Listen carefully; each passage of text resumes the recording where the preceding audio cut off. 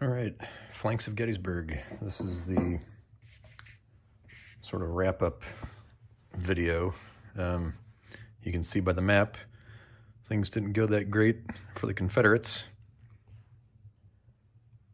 It's a lot of broken Confederate units and dead and captured officers.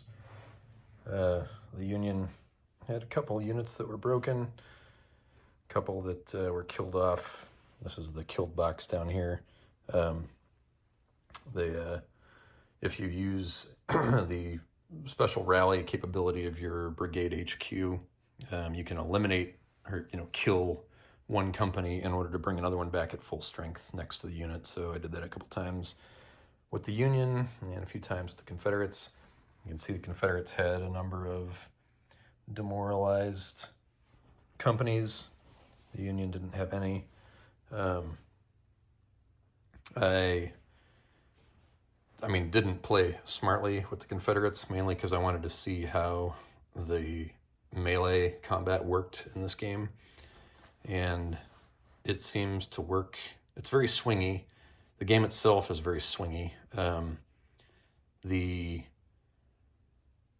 melee, it's difficult to run a successful melee. It's very luck-driven because to get close enough with melee, you're taking a lot of opportunity fire. Fire combat is very deadly in this because, say you're firing with get something to point with. Say you're firing with a single company that's 2 strength points. You're rolling 2 dice. Well, for opportunity fire, you're rolling 1 die. But if that 1 die hits and you hit a stack of 2 guys, you have to roll for each of those companies, each of the 2 companies in the stack, to see if they get hit or not. So the feeling is like a 1 hit can inflict multiple casualties, which means that stacks don't necessarily help you when you're being shot at because you can have multiple units that can get hit. So that definitely makes fire combat deadly, because however many hits you get, everybody in the stack has to roll for that number of hits. It's not like you're just rolling once for the stack. So it is, it's brutal. And in order for I just started meleeing with the Confederates all along the line. I was like, well, I'm just going to charge because there's a lot more Confederates than there are Union. There's more Union now because they get a lot of reinforcements throughout the course of the scenario. But that melee exposed those Confederate stacks to lots of fire, and they would frequently be either broken down into a stack of like 1 strength point or eliminated completely before even getting to melee. Because not only will they take opportunity fire from moving within 2 hexes of any surrounding units, but then they will take melee fire from the stack itself, even if that stack had already done opportunity fire, because opportunity and melee fire are 2 separate actions. So the melee fire then, prior to the actual melee combat, could also potentially eliminate those stacks. So the Confederates pretty much just melted away. I had a couple cases where some of the Confederate stacks, again with the swingy die rolling, a couple of full-strength Confederate stacks worked their way through the line. I had one that I'd moved General Green up to here and had one stack that was almost within range of bagging Green before I had one of the reinforcing, might have been the 157th New York, one of the reinforcing units of like 2 companies, or one of the small ones, ran up and fended off the Confederates that broke through the line. Confederates also broke through the line over here on the flank. I had focused on the flank here of trying to get around with the 10th Virginia. And had some success, broke through with the 23rd Virginia here, but they were, pretty historically accurate in terms of line breakthroughs in the Civil War, where they weren't properly, the companies that did break through the line were not properly supported and were quickly dispatched by reinforcing Union units. I had the 6th Wisconsin coming on. They moved around to kind of create a bulwark here as the 137th New York wavered along the right flank. Yeah, able to push all the Confederates, pretty much eliminated a number of Confederate regiments. I mean, there's just whole regiments that are just gone. And was able to reform the line by the end of the game. And it's not very long.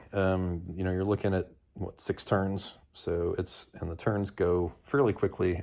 It's a light system. You're just rolling dice for strength points, hitting on 7s, 8s, and 9s, and 10s. That's all it is. and melee is not much different. You're adding your strength points that are meleeing to a D10 die roll, and whoever has the higher one wins. The difference between the 2 die rolls plus their strength point additions determines how many hits there are to the loser. And then, you're retreating. So again, kind of swingy, very luck intensive on those D10s. The officer casualty rates are brutal. I didn't play with the optional rules for officer wounding, where, like, if you roll a 0, it's just automatically wounded. You roll a 0 again on a wounded guy, automatically dead. That's pretty brutal. I will most likely, in fact, certainly next time, play with the optional rules that basically create more die rolls to see what happens to your officer. So if you roll a 0 on your attack, your volley fire, whatever, instead of automatically flipping the officer to wounded, then you roll again and see, maybe he's wounded or maybe he gets away okay. So I think I'll do that just to have less brutal officer casualties in the game, because I think it's just too... the officer casualty rates were high, but I felt like I was rolling a lot of 0s on those D10s for officer casualties. So I'll do that next time. Those were brutal. The hits and broken companies were brutal. And if you got no officers left, it's hard to bring, broken units back onto the map, because you can do, again, I mentioned in the last video, the rally rules are pretty generous, and that you can bring broken units back pretty quickly with your officers and, using your brigade commander special rally ability to bring back full strength units at the expense of one permanently removed company. Just not enough, though, for the Confederates. The losses just came too fast and too heavy. Obviously, having learned how bad melee can go, just charging up and trying to melee the Union line. And most of the Union line, if you'll remember, wasn't even behind the defensive works. And the defensive works really give no bonus to melee combat anyway. They only give a +1 modifier to your fire die rolls. So when you're actually meleeing over defensive works, there's no impact at all. You're still just doing straight up strength point rolls versus strength point plus D10 die rolls for each side. There's no advantage to being behind entrenchments, which I thought was a little weird, that only fire would get a bonus. But, them's the rules. How do I feel about it? Again, it's very light. I think I was hoping for something a little more detailed than what this proved to be.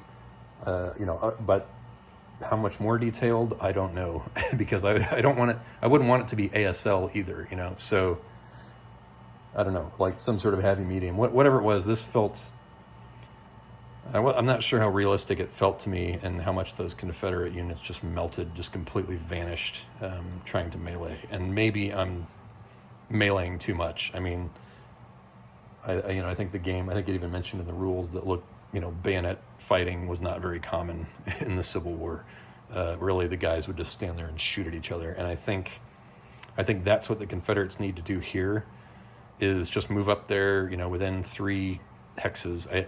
Like I did initially, they could just stand there and shoot at each other from 3 hexes away, which is a -1 DRM fire modifier, because they're all in rough terrain. I could have just done that, and I think that would favor the Confederates because there's more Confederates. I think allowing too much Union firing at Confederate units by closing to melee distance given how brutal the losses are in this, because trying to save against hits, you're consistently rolling a 1, 2, or 3 or less on a D10, which means you almost never save hits. You know, unless you've got your commander stacked with you, and the commanders kept getting killed. So, you know, your commander could add a +2 or a +1 to that, meaning you might be rolling a 3, 4, or 5 potentially to save a hit, and that's just not, the odds are not good enough to save those morale hits. You know, to pass your morale checks to avoid hits. So you're going to get, your guys are just going to start disappearing regardless. So I think if the Confederates just move up and they just shoot at each other, that's going to favor the Confederates because there's more Confederates. And then, you know, if the Confederates can create some nice gaps in the Union line, then they advance forward to try and grab victory point positions. And then, you know, maybe strategically hit with melee, you know, hit some reduced companies maybe, and then get the breakthroughs and unbridled fury that gives them a second melee if they win. You know, that kind of stuff can help turn and or roll up or punch through the Union line if you've weakened that Union line through fire. Now, you know, the Confederates are going to take casualties from the returning fire of the Union troops as well. But again, there's more of them at the start of the game, at least. You know, as the Union reinforcements come in, they can try and plug gaps. But I think that's what I would have to do in order to give the Confederates a shot in this. So, you know, it's interesting. I will probably give it another try, despite my sort of lukewarm feelings about the system itself. And I may, instead of doing Culp's Hill again, I will probably do Little Round Top, because that has artillery, which will also add another change to the game and different victory conditions and reinforcement schedules and so forth. So they, you know, each scenario plays a little bit differently based on the units that are involved. So I will probably try Little Round Top, and, you know, having learned from this not to melee too aggressively with the Confederates who are on the attack, see if I can get a more historical result than this, which was, you know, pretty much Confederate annihilation. So, but again, like I said, I was playing aggressively with them because I wanted to see how everything worked. And as you can see, melee, not a good idea to do it across a broad front if you haven't punched a lot of holes and or reduced significantly the opposition that you're facing. So anyway, that's my thoughts on the game. I doubt I will do another video because, again, I think I've learned the lessons. So I suspect, you know, there's not going to be much more to talk about, even if I'm doing the Little Round Top. So I probably won't do any more video on this. Can I recommend it? If probably not, unless you are just really, really excited about the thought of doing company level combat for the Civil War. That was the whole reason I got the game.